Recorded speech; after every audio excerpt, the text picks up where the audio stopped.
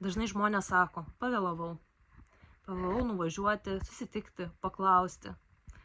Ir kartais dėl to labai širdį skauda, nes jau nieko nebegali pakeisti.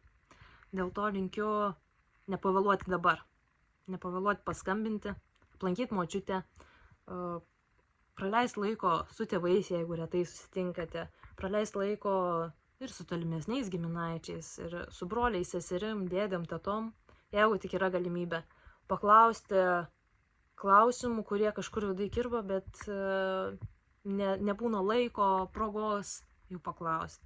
Sužinoti, kaip jie gyveno, kokia buvo jų vaikystė, ką jie prisimena apie savo senelius, prosenelius, koks buvo jų gyvenimas. Galbūt mes kartais žmonių negalim suprasti dėl to, kad iš tiesų jų nepažįstam, nežinom, kas jų gyvenime, jų tėvų gyvenime iš tiesų įvyko.